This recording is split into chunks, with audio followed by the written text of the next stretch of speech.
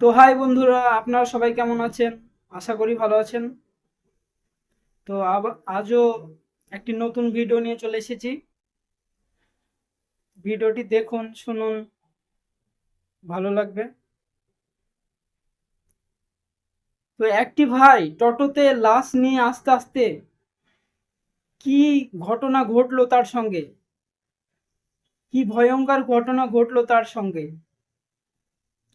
সে এতটা ভয়ঙ্কর পরিস্থিতির শিকার হয়েছিল, তার মুখ থেকে শুনুন, তাহলে বিষয়টি বুঝতে পারবেন।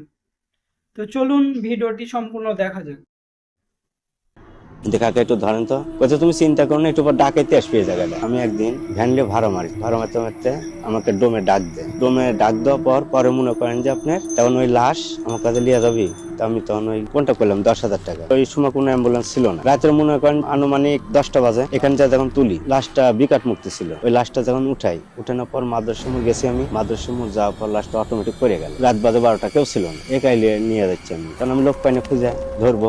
লাশ তুলতে লাশের কাছে যা দেখি লাশ বড় বড় চোখ, গরুর চোখ যেরকম ওইরকম চোখ। ওই লাশ ধরতে আমি একা গেলাম না, ঘুরে আসলাম। আসার পর এক চা স্টলে ঢোকছিল, তখন ওই বুড়া মানুষটাকে আমি ডাক দেওয়ার পর বুড়া মানুষটা একজনের ডেকে দিল। ডেকে দেওয়ার পর ওই লাশ তিনজন মিলে তুললাম। তোলার পর যাইতে যাইতে হরিশপুর বাইপাস যায়, আবার মনে করেন লাশ পড়ে যায়। পরে যাওয়ার পর তখন ওই সময় টাকা আসছে, বাস আসছে, এটা ভ্যান এভাবে কচে রাখছিলাম। তখন ওই লাশ নিয়ে যাইতে লাগিয়েছে, পরে যাওয়ার পর এক হেল্পার ডেকে নিয়ে এসে পরে ওই লাশ আমি উঠানোর পর যাইতে তখন আমি হবিবপুরে গেছি। হবিবপুরে যাওয়ার পর ওইখানে হয়তো পারজা ফাঁকা জায়গা, কোনো বাড়িঘর কিচ্ছু নাই, বন জঙ্গল এরকম।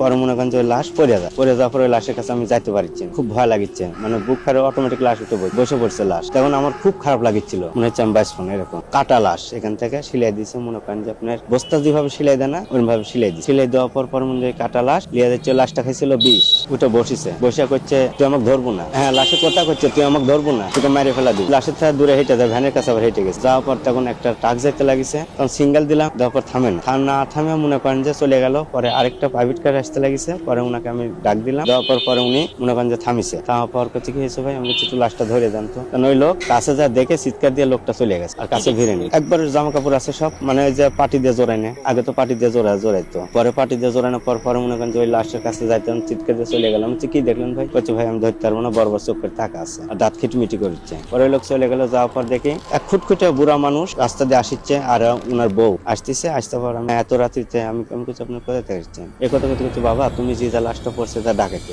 বাবা, তোমাকে তো ডাকাইতে মারি ফেলা দিই। এই কথা কওয়ার পর তখন আমি উনাকে ডাক দিলাম, দেখাকে একটু ধরেন তো। বলছে তুমি চিন্তা করো না, একটু পর ডাকাইতে আসবে এই জায়গাটা। এই কথা কইছে, ডাকাইতে আসবে জায়গাটা। আমি দেখি বড় বড় হাসিলে সব বড় টর্চ লাইট, বিদেশি যে লাইট আছে ওই লাইট দিয়ে মনে করেন আসতেছে। আসার পরে মনে করেন যে আমার কাছে সালাম দিলাম। আমি কি হয়েছে ভাইয়া? আমি কিছু ওয়ালাইকুম সালাম দেওয়ার পর তখন করছে যে ভাই একটু লাশটা ধরে দেন না। আমি করছি লাশ আপনি কি মেরে ফেলেছেন নাকি? আমি করছি না মেরে ফেলাইনি, এই লাশ কাটা লাশ ডোমে কাটছে, আমি লিয়ে যাচ্ছি। তো এক ছেলে গেছে, করছে দেখেন আমরা তো লাশ তো ধরতে পারবো না, আমার ভয় লাগে ভিতরে। যে আপনারা ডাকাইতে দেন, ভয় লাগে, এটা কোন ধরনের কথা হলে একটু ধরে। আমি প্রথম কইছি যে আপনার তো ডাকাত, বড় বড় হাসি ডাকাতের কাছে থাকে, ভালো মানুষের কাছে তো থাকে না। এই কথা কইছি। তার হচ্ছে হ্যাঁ আমরা ডাকাত, তো একটু ধরে দিলে কি হচ্ছে? আমার কাছে কিচ্ছু ছিল না। দেওয়ার পর ওই লাশ সবাই মিলে ধরে, 8-10 জন মিলে ধরার পর তুলে দিয়ে করছে যান। যাইতে লাগে আপনি মোহাম্মদপুর পার হয় গোলা কাটা একটা জায়গার না, ওই গোলা কাটার ওখানে মনে করেন যে আমার লাশটা পড়ে যায়। এই নিয়ে মনে করেন যে নিম্ন শ্রেণী 6-7 বার পড়ছে লাশটা। পরে এক লোক এসে করছে যে ওই লাশটা তখন আমি এক ধোপে সাইস্টলে কালার ডাইকে লিয়েছিলাম। 2জন লোক ছিল, একজন কেবল পানি গরম করি, রাত বাজে 3টা।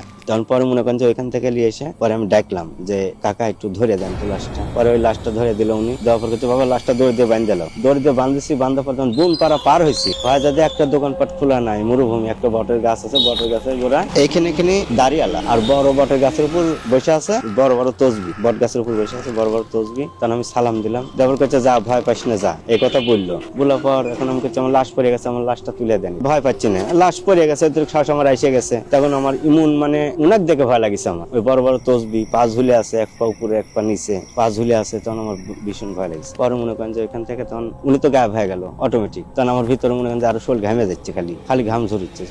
ছুটতে পরে দেখি যে আপনার 2টা লোক আসছে, বা শব্দ পাচ্ছি যে লোক আসছে। পরে আমি ডাকলাম যে ভাই একটু আসেন তো। কলেজে পড়ে ওরা। আমি করছে তো কি আছে ভাইয়া? আমি করছি একটু লাশটা একটু ধরে দেন তো। করছে লাশ আমি ধরতে পারবো না। একজন গ্যাসের কাছে যায়, ওই যে বড় বড় চোখ দেখে দৌড় মারছে চিৎকার দিয়ে। চোখ বন্ধই তো ওরে, এটা আপনার হলো খারাপ আত্মা, বিকাট মুক্ত রূপ ধরছে, বিষ খা গোলাপ দত্ত রুগীদের এই জন্য বিকাট মুক্ত রূপ ধরছে। ধরার পর পরে মনে করেন যে ওই লাশ ওইটা আবার বসেছে। এখন আমি মনে করেন যে একটা সিগারেট জ্বালাই, আগুন যখন সিগারেট জ্বালাইছি তখন কাছে তোর মায়ের বুকে দুটো জোর আছে দেখে তুই বাইসে গেল। এই কথা মনে হয় পড়ে গেছে। পরে আরো দুজন লোক আসতে লাগেছে, নামাজ পড়তে যাচ্ছে, ওই সময় ওনার ডাক দিলাম, দফা লাশ ধরে তুলেছি। পরে বাড়ির যা মনে করেন যে ওনার বাড়িতে লাশ দিলাম, ভ্যানটা ধুয়ে দেওয়ার কথা বললাম। তখন বলিচ্ছে যে আমি এরকম বৃত্তান্ত, আমরা ভ্যান ধুয়ে দিব না। তখন আমি বলছি কেন ধুয়ে দিবেন না? ভ্যান যদি না দেন তাহলে আমার ভ্যানের দাম দিতে হবে। তখন করছে যে আমরা ভ্যানের দাম দেবো না, আমরা ধুয়ে দিচ্ছি। পরে রক্তপুঞ্জ যা ছিল সব ধুয়ে ফেকলে দেওয়া পর মনে